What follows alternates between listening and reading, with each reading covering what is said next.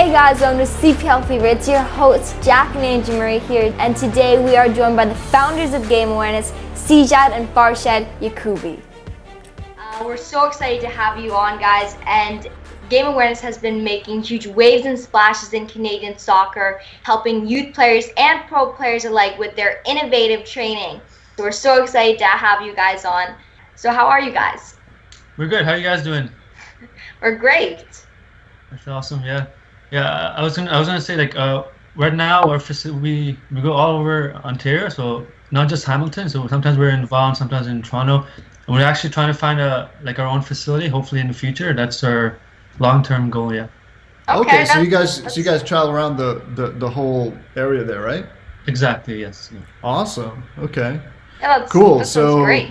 So you must see some different facilities, some different like, because I know you guys have a lot of equipment. Do you tend to use the equipment there, or do you kind of carry your own equipment? Yeah, I think that's the toughest job for us. Like, we have to take our own equipment because our equipments are so unique, and the facilities don't have it. Yeah, so right now it's tough. That's why we want to have our own facility and have our equipments there, and then the players come to us, which will be better for us as well. It'll be easier.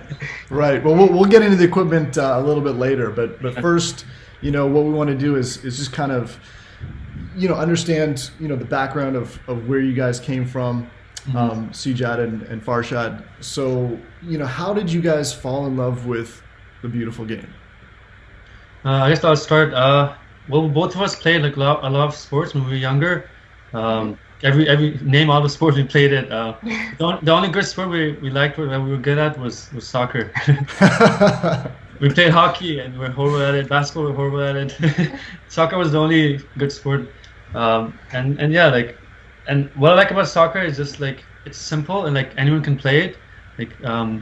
Even at school when we were younger, at recess, for example, everyone was playing soccer, and I didn't see too many people playing basketball or hockey. And soccer, anyone can play. That's one good thing, and also it's what I like about it is you can be creative, and especially with the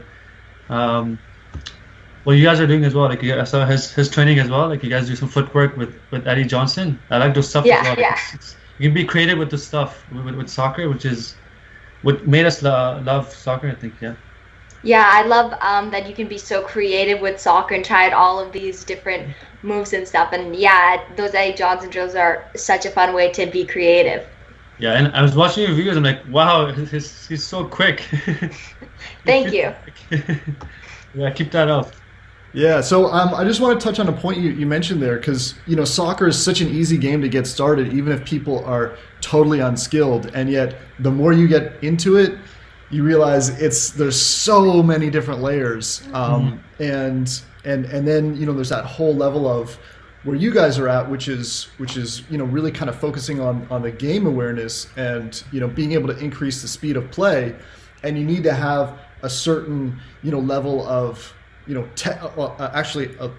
quite a bit of training, technical training to even get to that part. So it's just such a deep sport. But yet it's still so accessible. Mm-hmm.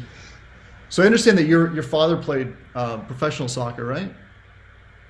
Yes. So back home, our father played. Yeah, I guess we fell in love with soccer as well with our dad as well. And he still played. We kick around at the park as well, and he's really good for his age, I think. Yeah. And he's better than some of the younger ones. They get shocked, oh my God, how old are you? They get past him. Where did he play? So we're from Afghanistan. Okay. So he played there, yeah. But yeah, we came to Canada when we were 2 years old. Okay. Been 5 years now. Cool. Okay. Cool. So how did you guys start like game awareness? Because well, actually let's talk about the philosophy of game awareness, because game awareness really has a different methodology than just kind of teaching people how to do the tactical stuff. Mm-hmm. So maybe you can explain a little bit about what that is and how you decided to kind of really focus on that. Yeah, so basically we started the program around three years ago. Like what we focus on is obviously like a technique as well, because that's important. But mainly is awareness part of the game, which is checking your shoulders, making good decisions, the vision part. So like players are working on constantly checking behind them, and before they get the ball, they know the next move. And I think that's important because especially in soccer, the game is fast.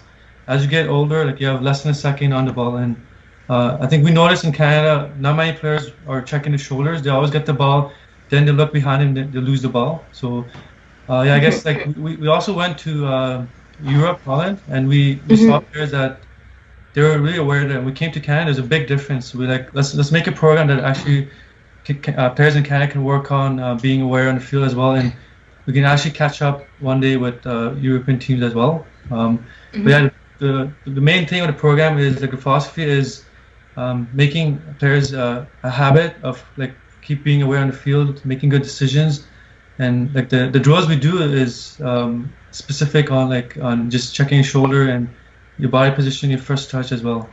And I saw on your website that you said that it's your goal to help players think and play faster. And in modern soccer, if you can like think a second faster, it can make all the difference. Because like you said, soccer is played so fast. So could you tell me a bit more about how you train that? Yeah, for sure.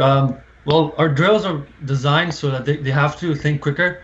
And if they don't, then for example, they do a bad touch, for example, right? So, or for example, if you're using the lights, we use a lot of lights. So the reason we use the lights because it works on the reaction, and you have to look at something and then at the ball. For example, if you have to look at the light and then the ball, and then maybe you have to dribble to the light. If the light turns off, that means they took too long to make that decision, for example, right? So it forces them to think quicker and make a decision quicker.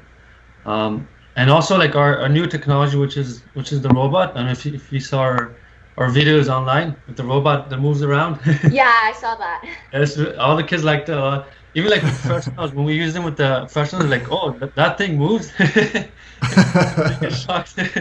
But the reason we use that because it makes them like they're actually in the game. So it's like a defender moving. So for example, it moves from left to right. They have to look around left, right, and then you have to make a decision. Is a robot on the left side? Is a robot on the right side? And then when we pass the ball, you have to make a quick decision. And if they take too long to make a decision, then they'll go to the wrong side, or they'll go to the robot, right? And sometimes we had players bang onto the robot, and then they get crushed. But the thing with the robot is like they use it for football, like for professionals. So right. Instead of like tackling like players, they tackle the robot. So you don't really get hurt when you hit it, but at the same time, it makes them like think, oh, actually, I made a wrong decision. So if this was a game, I would have lost the ball there because I went to the wrong side of the robot. Yeah. Right, and you're talking about American football, right? Yes. Yeah. American football. Okay. Yeah. Cool.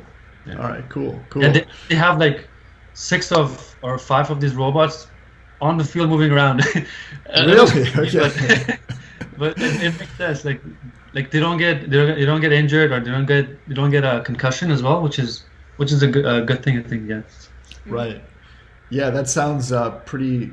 If someone was just dropped in there without any context, they'd be like, "Whoa, am I in a sci-fi movie?" Yeah. Yeah, that's cool. Yeah, I'd go like deep in how our training works, but if you guys like ever have a chance, you can come out to a session and you can see like yourself. It's hard to explain like through a video, but if you actually come to a session and try it out, then you'll know like what we're talking about for sure. Yeah. Yeah, we'd love to sometime. Yeah, for sure. We'll do a session. Yeah, I've seen the videos on your Instagram, and I really want to like train there sometime. And now that I'm talking to you, it makes me want to train there even more. Yeah, we'll love to have you there. Yeah.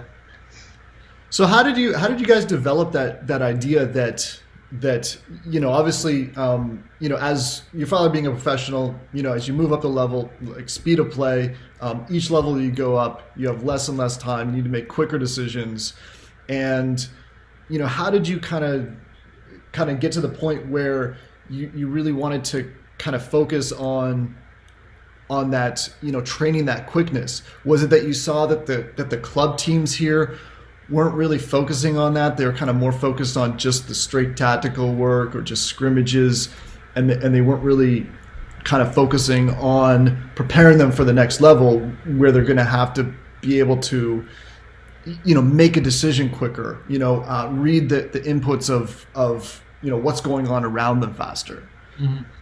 Well, I think it's both. So one was like, we've seen players that are coaches that only work on technique, like you said. Mm-hmm. But at the same time, like when we went to Holland, like I said, I noticed the level of play. It was much quicker. Like you can see the players, as soon as they got the ball, like they knew their next move right away. They're turning quick, because obviously, and what we noticed was they were looking around before receiving the ball. I think that was the biggest thing. But at the same time, you can tell like the coaches were actually focusing on the awareness in their training, because all this comes in the training, right? It doesn't come in the game.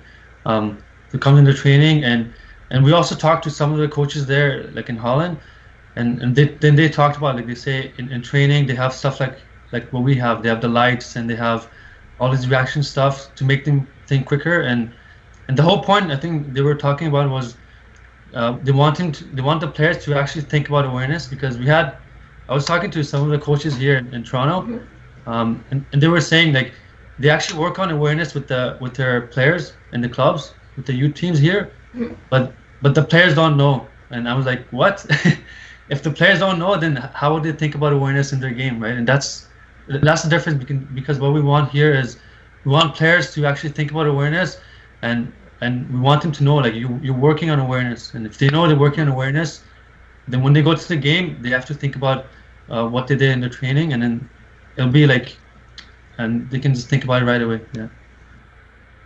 Yeah, well, tell me about your trip to Holland. Like, what was the context behind that? Did you go specifically just to kind of watch soccer, or? Mm-hmm. Yeah. So it was one of the guys we kind of saw online is Peter. He was in Holland, and he does like a kind of like a coaching course or education. So he took us there, and we were there for 2 weeks, and we visited all the academies there. So Ajax, Feyenoord, PSV, and so basically we went to every club and we saw the youth up to like the first team. And our main goal was just to get experience of the clubs there and how the training goes there. And we also wanted to just check out the players as well, like what the difference was and how they differently played there. It was supposed to be a vacation, but it wasn't a vacation. We didn't do anything. Well, we did some days we went like to like obviously the lake and stuff. We visited the places there. Right. We visited like the Ajax stadium, which is cool. We watched a few games. Like actually, we watched a lot of games. Wow. Bunch of games there. Like we watched the World Cup qualifier. I think it was Holland against Bulgaria, which was fun as well. Oh. Yeah, that must have been really fun and exciting. It's a big difference between like TFC, the games. Like everyone was going crazy there, chanting songs. It's a big difference. Yeah. Right. Yeah, I can see that. But like the idea just came like after we came home. Like thinking about it, the players were so quick there. How, like, why? And then we just talked about it. Like we should create a program based on awareness, so we can work on it. I think that's where we got our idea. Yeah. Okay. Yeah, here like in Toronto, we have some good players. Like when they go to Europe and they compete like for tournaments, they do really well. But the only difference is like every coach from Europe, they tell them like if you want to like make it to Europe, you have to be playing quicker and they should make quicker decisions and they'll have a chance. But they have like players are good technically and they can score and they're like strong. Right. Yeah. We really like the philosophy of how they train the Netherlands. Actually, behind Jack there, if you see the hat there, that's actually an Ajax hat behind his ear. Yeah. But yeah, so you've actually had you've worked with Emilio Estevez too, right? Who is now playing in Ado Den Haag. Yeah. Ado Den Haag. Yeah, and also like Tristan Borges as well. Like he's in Europe as well, and he used to play with Forge as well. Yeah. Mm-hmm.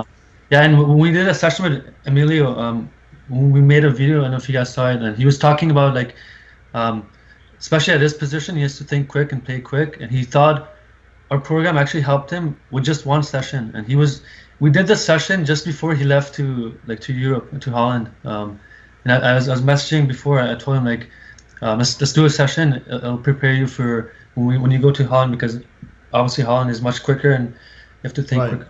Yeah. We noticed like he was quick, like on the ball. We did like some footwork. He was so quick. I'm like, okay, you'll do well in Holland for sure, because he can think quick. And all the drills we did with him, like he looked like he did a few sessions with us. So I think he'll do well there. I think. Yeah, I think that's the difference too. Like some players, they can think quick, but they can't move quick. You have to have both. So like I said, Jack has quick feet.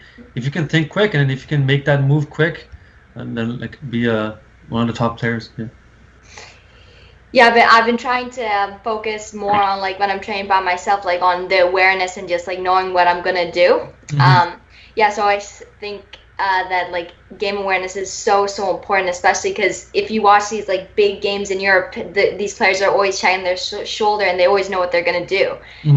Whether it's in the Premier League, La Liga, or any other big league or any other big country that's known for having great soccer players. Yeah, if you zoom in like to the players, you can see they're checking. We went to the TFC game, like Bradley, and he was like, we just zoomed in with the camera to him, and he was watching him. He was checking his shoulder like nonstop, right? And none of you guys saw, like we did a session with his son, and Bradley came out to, he's like, oh, and he really liked our program as well, and he thought something that needs to be worked on in Canada. And he said like when he was younger, he didn't have this training, so it's good that we are actually providing it for the Canadian players.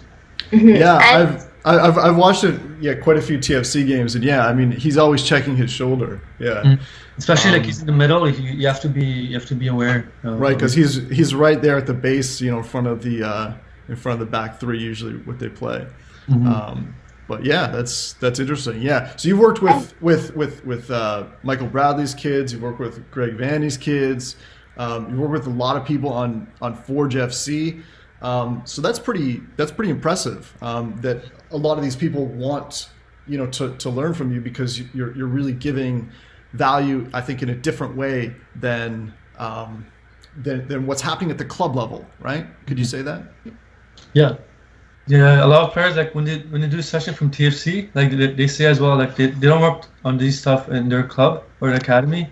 They say they work on it a bit, but it's not like focused as much as we focus on the awareness part. Yeah, so that's why they like it as well. Yeah, I think that's the difference. Like our training actually focuses on one specific thing, which is the awareness. So like for example, the pro players, they have different things to work on, so they kind of forget about the awareness part. But if you come to our training, you focus on the awareness part, and then you can take it to your club teams.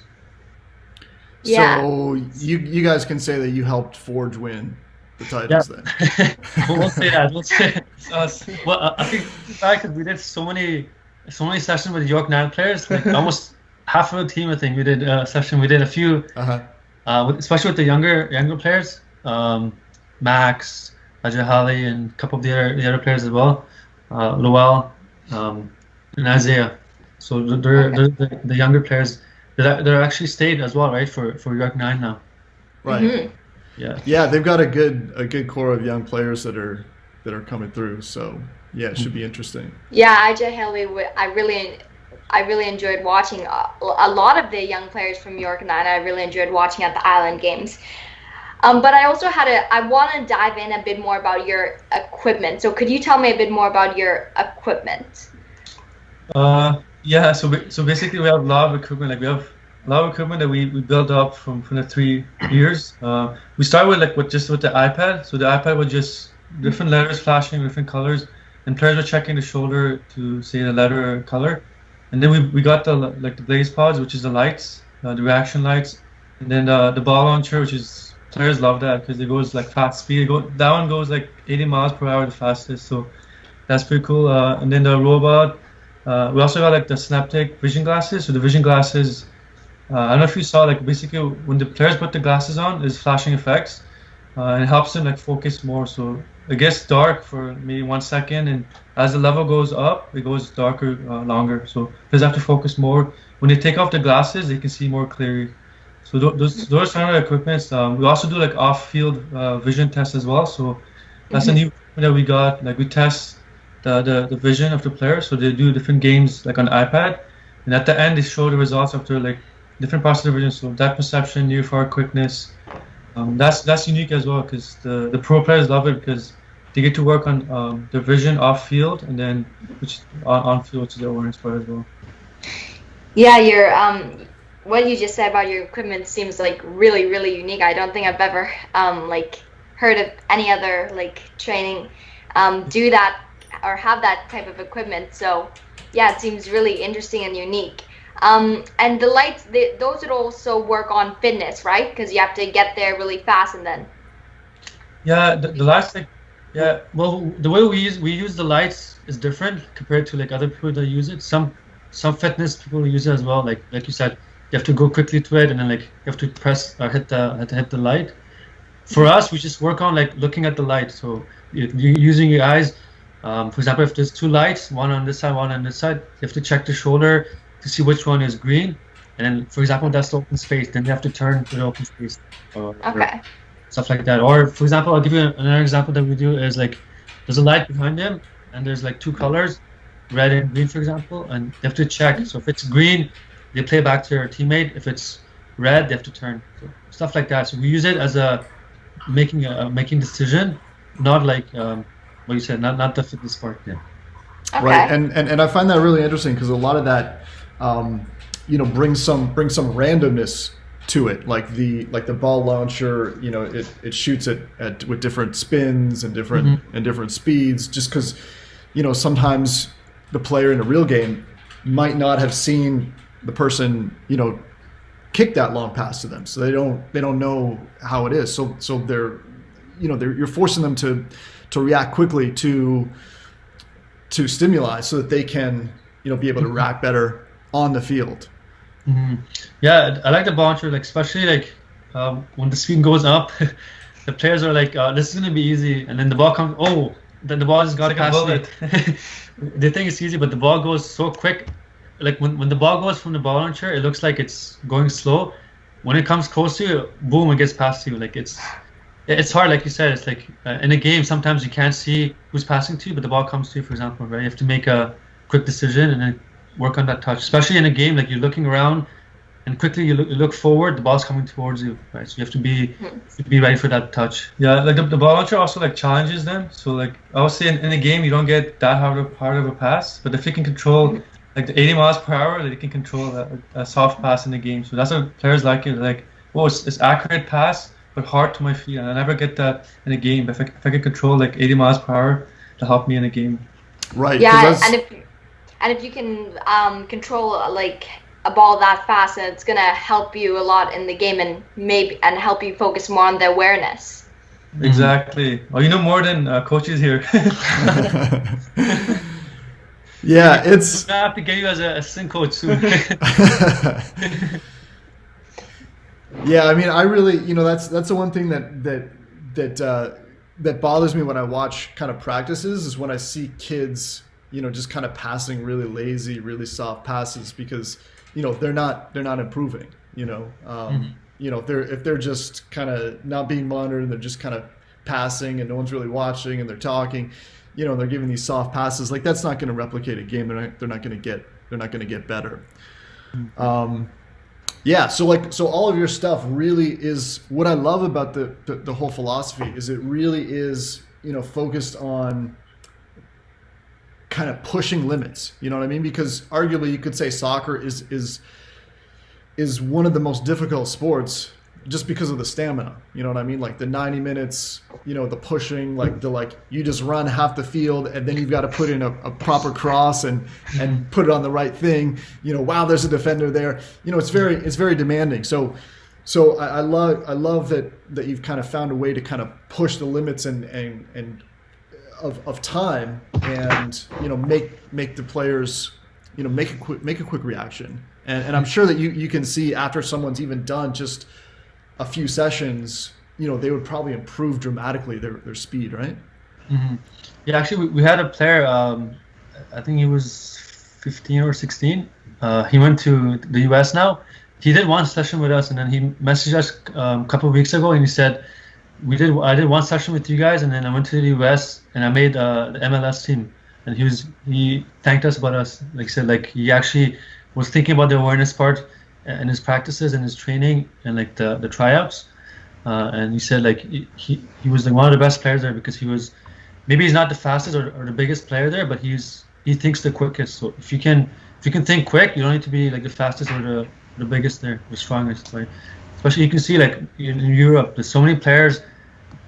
Messi, for example, right? He's not the strongest, but he's thinking quick. He knows his next move. But I guess with Messi is different because he has good dribbling skills. That helps you too. Yeah. So who are your favorite? Who like what teams do you watch? Who are your favorite players to watch? Oh God! Don't start with this. Just one each, maximum one. Well, I'll go first, I guess. I don't know how you feel about this, but I like Manchester United. Okay. I used to follow them for a while. I don't know about now, but like when they were a few years ago, they were awesome. Especially with Ronaldo, Sir Alex Ferguson being the coach was like it's good to see. Yeah. Right. Yeah. I like Real Madrid and Chelsea as well. The players that I look up to is Zidane because he makes the game slow. Like as he said, he had an interview. He said like when he plays, it looks like every other player is slow around him because he has good awareness. His touch is really good. Right. Yeah, and he's a good coach as well. Like I was impressed from being a player and quickly like winning 3 Champions League as a coach. Like at that time. Yeah, actually, we were talking like before. We said that position or like the way he plays, it's missing in soccer now. You don't see many players like Zidane that's in the middle that can like look around, check the shoulder, and then be the playmaker. I think soccer now it's more about like speed and like playing wide, players dribbling around. But you're missing players like Xavi, Iniesta, Zidane, Pirlo, like that plays in the middle. Yeah. Right, because even players like Busquets, plays further back, or Cruz, they play further back, whereas those players that you mentioned were a little bit more forward. Exactly. That's interesting. Yeah, hopefully it changes because I like watching Zidane and Iniesta. Like the way they played was amazing, right? It just made the entire team play better as well. It looked like that's what I want to see. I want to see like good soccer, not just for the money or the fame, right? Yeah. I want to watch good soccer as well, right? That's supposed to be part of it. Yeah, Jack, who's your favorite player? I want to know. My favorite player is Isco. Nice. And Adama Traore. I like Adama Traore because he's like really quick and he's really fast and he's good at changing direction. And Isco, he's like a really good dribbler, and he's really good in tight spaces. But I also really like Xavi as a player. I actually fell in love with soccer by watching the golden generation of Spain. So with Iniesta, Busquets, and Xavi in the middle, I really like those 3 in the middle with Spain. Yeah, well, even with Barcelona, right? Those 2 like were amazing to watch. Iniesta, Xavi, and Messi. Like when they were passing, it just no one could stop them. Yeah, the passing was amazing, and their awareness was so good as well, and that's what made them so unbeatable for quite a bit. Yeah, for sure. So, what do you guys think about the Canadian national team program? Do you feel like they could benefit from a boost in awareness? Do you mean the CPL or the Canadian national? The national team. Okay. Yeah, for sure. Yeah. Like because obviously what I'm trying to say is like Canada is kind of coming to soccer a little bit later than a lot of these different countries.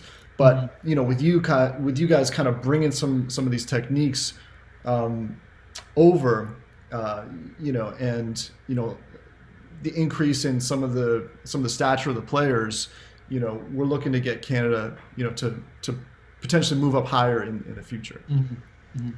Yeah, actually, we did a session like a while ago, like I think 1 month ago or something, with a national player, Kamal Miller. He's he plays defense for the Canadian national team, and he actually liked our training as well. And we were talking about it with him as well. He thought it helped him in his game as well. I think it helped for sure, especially like with the professionals. It'll be more about like the vision part. Like we said, the off-field training that we provide. A lot of professionals, they never did those kind of stuff that can help them in the game, even like on the field as well, right? So I think if they, like for example Spain, right? If you watch them play, everyone's aware they're playing quick, and there's a reason why they're playing the way they're playing. They have a style of like passing around, moving around, playing quick, and that's what I want to see as well. Like with Canada, if they can play the way that Spain plays, right? They're moving around, playing quick, but that all comes through like I said, the awareness part, which is thinking quick. If players can't think quick enough, then they can't play the way Spain plays, which is the passing style. Yeah. So, and would you say that like awareness is the main thing that the Canadian national team needs to be like a competitor for the World Cup in 2026? Well, I'll say not the main thing, but like I guess part of it. And again, the other part is like the style of soccer. I think I haven't seen Canada like a proper style of soccer. So if you watch all the teams in Europe, for example, they have a certain style of the way they play, right? For example, England, they have a style of playing the way they play. Spain, Italy, the way they play. But Canada, like when you ask Canada or Canadian players, what style do you guys play? You don't really have that. Like we just play. You don't really see style, right? So I want to see like a certain style that carries through years. Hopefully they can start it the next World Cup, and then continue doing the same style as long as we can. Okay, when you were talking with Kamal, you mentioned vision, and what are you really talking about there when you were helping him with his vision? Like, is he? Well, vision, like it's hard to explain vision, especially because it's different parts of vision. So one will be like reaction, for example, and you can go in depth as well, like the depth perception, contrast. Those are things that we work on, but that would be like off field that we do. But like the on the field will be more like how fast you can react and how fast you can make a decision. So if you have good eyes and how fast you can make a decision. Yeah, he's a defender. So like for him, he said like the draws were good because like he got the ball and he made a quick decision. So in a game, he's a left back, for example, or center back. When he gets the ball, he knows like where his midfielders are, and he can make a quick decision. And for defender, you have to have a good vision to play quick. And we try to distract his eyes, for example. So for example, we use the glasses. Okay. We try to distract him, and I wanted to see if he can anticipate and he knows where the open space is, for example, where teammates are, even with the distractions. So like we try to distract his vision, for example, like I said, using the glasses, or even like looking around. So for example, if you're looking at behind you and then to the ball, your vision changes. So that's one thing to work on, right? So if you look at the light behind you and then to the ball, like your vision changes, maybe it blurs, or you have to focus quickly on the soccer ball. So you're saying actually with some of the off-field stuff, you're working on like contrast and depth perception. Like, so you're actually saying you can improve that, like improve your depth perception with exercises off the field. Yes. Well, there's a program that we have, like we use on an iPad. My brother will explain more in a second. There's actually a science behind it, and they did tests around this, so it's actually scientific. So basically this app, it works on vision. We also work on the cognitive test as well, and psychology test for 13+. But this program, like hockey uses it, baseball uses it, American football, but like soccer is the one that they don't use much, except in America. But basically what we test, so for the visual test, we work on visual clarity, contrast, depth perception, near far quickness, multi-object tracking. So they do a test, and then based on the results, they have a training program you can download at home as well. So you can work on maybe 30 minutes a day, and work on, for example, if it's depth perception, there's different games on the iPad you work on to improve your depth perception. And then maybe after three months, you do a test again to see if your strengths or weaknesses are up. But it's pretty cool. Like once you see what the games are. It's not just like a game, but it's more about like the vision and how, the way you do it. Yeah, it's pretty cool. Yeah, the cognitive is good as well because we test the memory, like attention, coordination, and then the psychology is where we want to test with professionals because it's 13 plus. Like we test the mental toughness, coachability, and like focus, speed, composure, and these are all like different aspects of the psychology, which is important for athletes, not just like soccer as well. Yeah. Wow, I like that. You guys are really intense about this stuff. I like this. It seems I can your see whole why. program seems super complete. Yeah, I know yeah. you work on awareness, but it seems like super complete as a whole for soccer.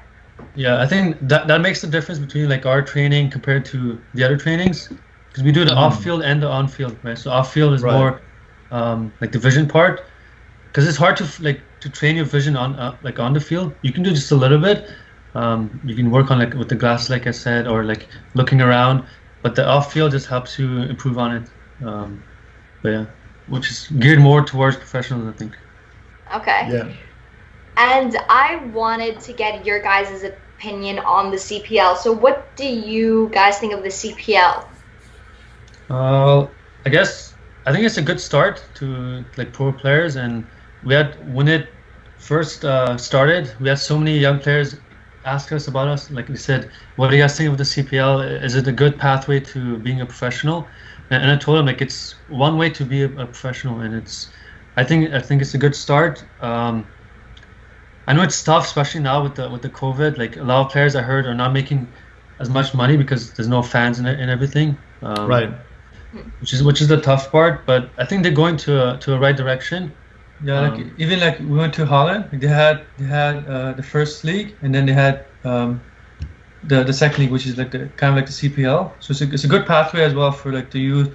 If they want to make the MLS, they can go to CPL, and they can get opportunities. They can get promoted through the CPL, even especially like the younger ones as well. Some players that also like they played freshman MLS, and maybe they kind of retiring soon. They can play in the CPL as well, just to get some touches and finish off there. And I like to see like the younger players as well, like in the CPL. I like seeing that, right? Not just players that are like the older players, because you want to see players with the younger ones. And if you see them going up, maybe they go to Europe just because they played for CPL, or maybe go to MLS. They got scouted from CPL. You never know, right? So yeah, it's a good pathway. Emilio and Tristan Borges. So that's one example. Like they got scouted because of CPL. So that's a good start. Yeah, and I think that the CPL is putting a bunch of Canadian players on the radar, or at least more than before the CPL. But what do you think about the under 21, 15? What do you think about the 15,000 minutes rule? Mm-hmm. Yeah, I was actually going through that, and also saw like they said you need I think 6 Canadian players, not like overseas players. I was looking at that as well. I think it's a good thing because we need young players in the team, and the only way they're gonna develop is if they actually play minutes. Right? We have so many young players, especially in Canada. They're in the team, but they play like 1 minute. They won't improve. There's no way, right? And some of them just maybe they quit being professional. I think it's a good thing. We want to give the young players a chance, and sometimes the youngsters can do more than the old ones, right? We've seen that young players they're so quick, and the mindset is a different set. Yeah, so I think it's a good thing. Yeah, I think it's really good for developing too. I'm glad that they increased it because it just gives those younger players more of a chance to develop and to have real game time experience where they can test out how well they've adapted that game awareness that they learned from. Exactly. And it's good too because they also learn from the older players as well, which is good. So they see them like maybe in the training or in the games, and then they have a chance to like prove it to the players. Right? Yeah. So how can someone improve their game awareness from watching soccer? Like, are there certain things that they should be focusing on when they're watching so they could kind of get more out of it? Just for people that want to get better and they have some time to watch some games. Yeah, I'll go first. I think my brother has something as well. I guess one thing would be, like I said, if you're going to a live game, for example, like I said, try to look around, see if players are checking the shoulder, if they're looking around, if they're making quick decision.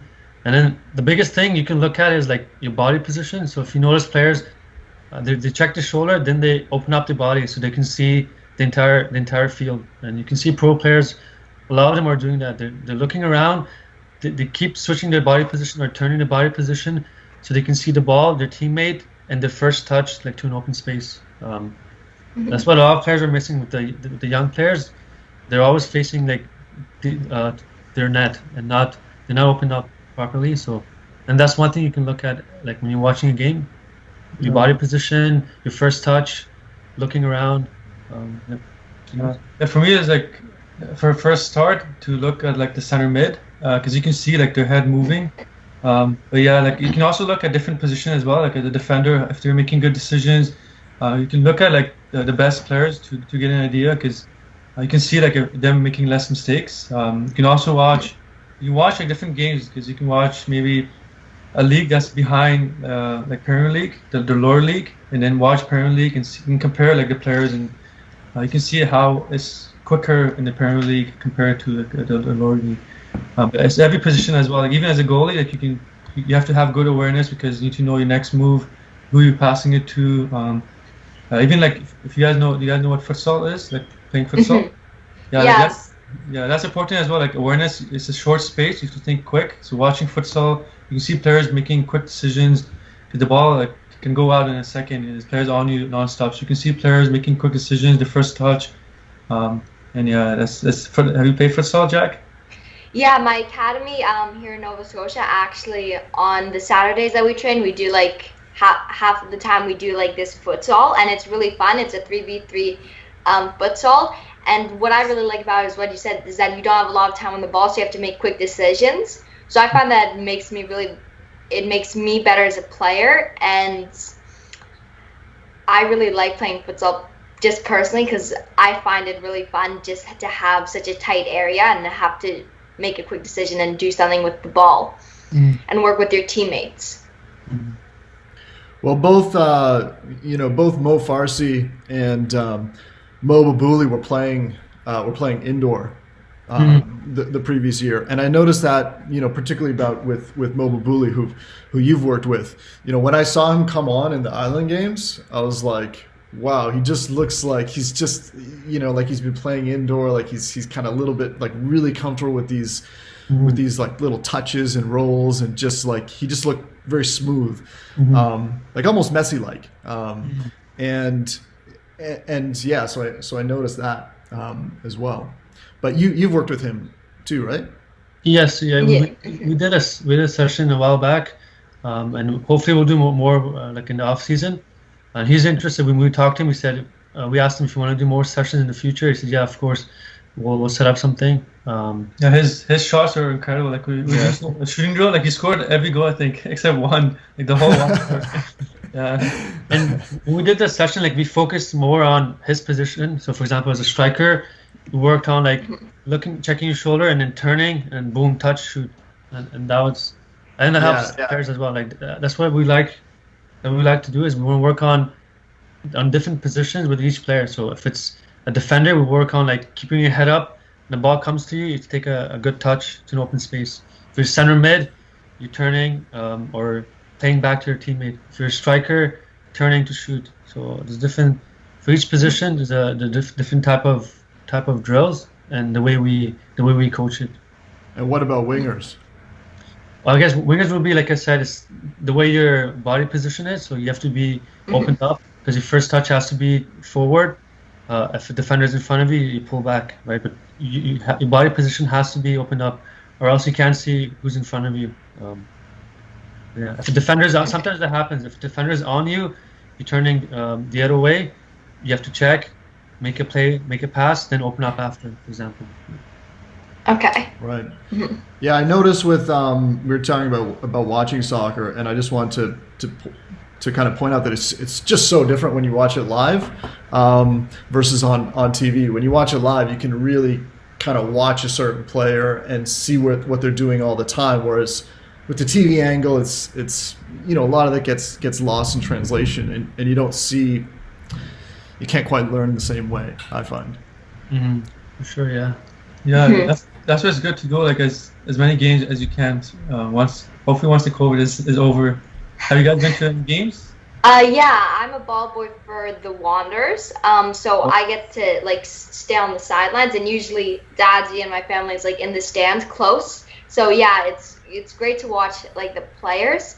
And yeah, I always their body position. I like to watch their body position. And when I first started out, I thought to myself, this is like watching soccer in a whole new way, because I hadn't been to like too many games in person. I think I'd only gone to like 2 or 3 in person before the CPL. But yeah, it was so fun to watch soccer so close to the action. Actually, there's a different way as well. Like we had a guy come out. He uses like VR. I don't know if you guys heard of it, like VR for soccer. It's something new we might actually introduce to our program as well. Basically, it's like you use the VR, and then there's a program, like there's different games that you do, and you have to look around, like, but you're in the game, so you have to make a decision. So if the defender's on you, you play back to, like, for example, to your teammate. And then a different part was like they use like the old games, for example, let's say Man U versus Chelsea. It was like 2 years ago, for example, and then you're in the game and you can see all the players around you. So you're actually in the game using the VR. And really? Yeah, and the game is going on. You're walking around in the field. And you can track like one. You can track the player, yeah, and you can see, for example, this player wasn't checking his shoulder, or this player, his body position wasn't correct, or his, so stuff like that, which is new. So even if you don't go to a game, you can actually use a VR and you can actually see the game like in person almost, because you're using That's VR. Wild. Yeah, that's actually, we heard TFC is using it now. But with that, you need like cameras. So on the BMO field, they have cameras up top, and then they record the game. Once the game is done, they go like to the room, and then they talk about it. They show the VR video, and then some players actually go use the VR so they can actually see themselves like in the game. So it's like 90 minutes. You can see the entire game. Some players were walking for like 2 minutes. I went through a game. The player was walking for like 5 minutes. I'm like, what are you doing? Really? Okay. Cool. That's cool. Yeah. Yeah, that is pretty wild. That is pretty wild. Yeah. And yeah, actually, when we went to when we were in Toronto, we saw a TFC game, but unfortunately, it was the one where Josie Altidore got a red card in the first 10 minutes because he kicked out at one of the New York FC players. So they just defended for the rest of the game. It was a little disappointing because we didn't get to see them, kind of push forward a bit. Yeah. But it was New York ended up winning 3-2, so it was still close. Oh yeah. Yeah. Yeah, we went to a few games actually. We went to when they won the cup as well. We went to the second time they won as well. We went there as well. And then one of them they lost in the finals in the shootout. That's brutal. It was at home as well. Like it went dead quiet. Yeah, when they scored and they lost, I'm like, oh no. but that's penalties. Penalties are like, I don't know. Anyone can win. I think it's luck. Yeah. Yeah. Yeah. Good. Yeah, penalties. When I was watching them as a ball boy or even on TV, it makes you so nervous for your team. Oh, yeah. Or if you're just watching as a neutral, it still makes you so nervous. Yeah, exactly. It feels like you're about to kick as well, right? Are you good at penalties? Like when you take it? Yeah, I'm trying to get better at it, but yeah, I have an accurate shot, so I can usually hit it into the corners. So that's good. Yeah, I think we had players ask us about like how to take a penalty, and I told them like pick a corner before you go there, like before you get the ball, and don't change your mind. Like if you change your mind last second, you're gonna do a wrong kick. Maybe the ball will go to the opposite side, or it's gonna be too much power. So if you just pick a side before you kick it, then the ball goes in usually. Yeah, that's good advice. Yeah, if you guys watch Zidane, he kicks. He has his penalties. He kicked in the same corner like almost every time, and he still scored. Yeah, go ahead. He knew he's kicking like on the right side. Yeah, even the commentators were saying like Zidane's gonna kick on this side, and then he scored still. I don't know how, but he just picked a corner. And wow. the goalies saved it. Yeah. Yeah. So do you guys? I read on your site you guys also do like highlight videos, right? For kids. So Yes. yeah, tell us a little bit about that. So if people are interested in that, don't Yeah, I think like big part of our training is also like the videos. So if I'm sure you guys seen a lot of videos, like we promote players.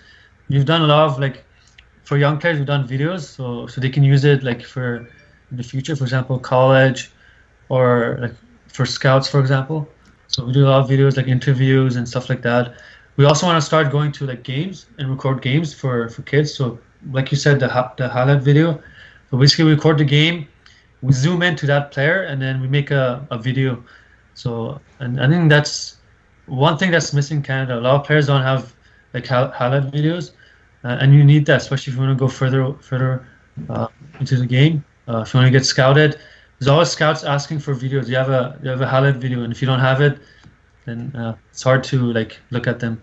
Yeah, so like a lot of colleges in the U.S., for example, they'll kind of require that you have a video because otherwise, they're not going to send someone up just on someone's word that player A is good. And we had a session, we just like a one-on-one session, and we recorded the session, and we give it to that player, and then that player got scouted just because they saw the video, like, oh, you have good touches in the video. Just come out for training. So that was one big thing. Yeah. Okay, Right. so do you do that often? Like you record the session, then you'll give them the video to Yep. like rewatch and like review their touches and what decisions they could have made or when they could have checked their shoulder. Well, that's part of it. That's what we do sometimes. But mainly we make like a minute video of their session. So they came out to a session. We make a video for 1 minute.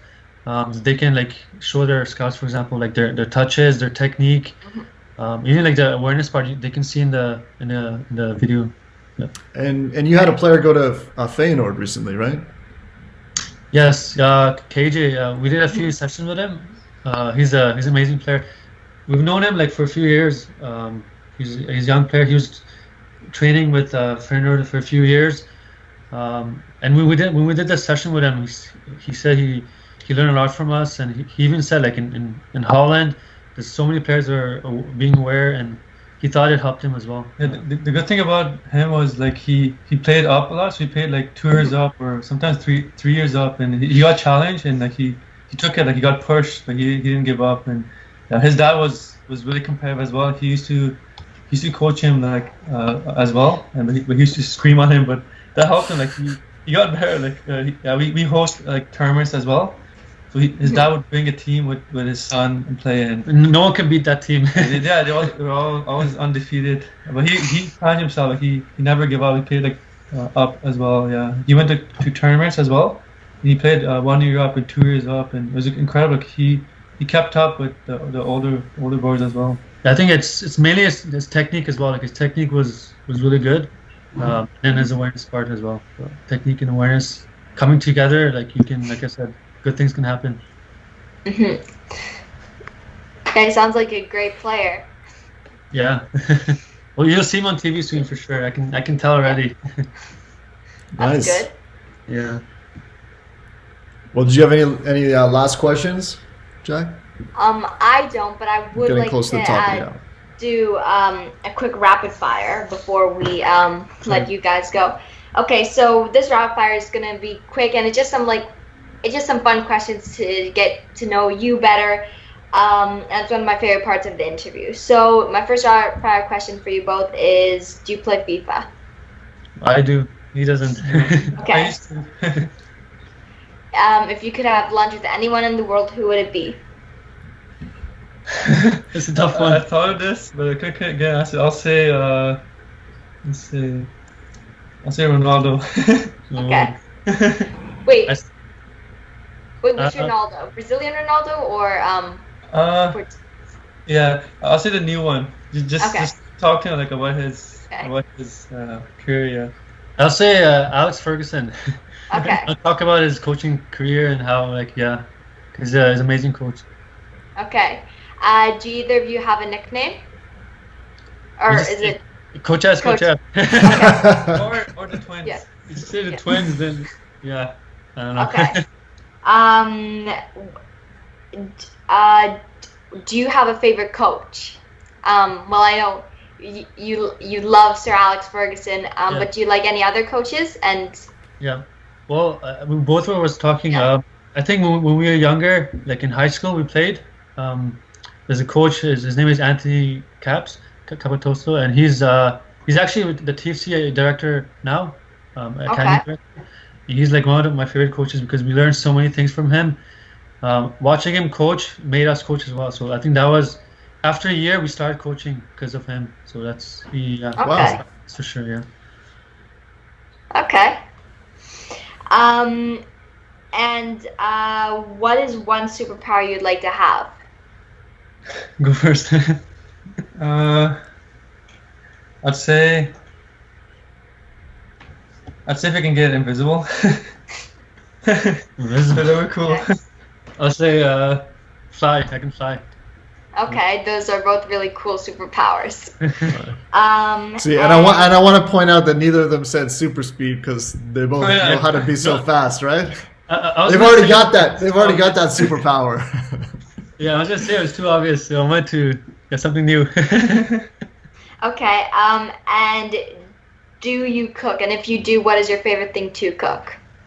Actually, no, we don't cook right now, but We should. we should. Yeah. Where is one place in the world that you'd like to visit?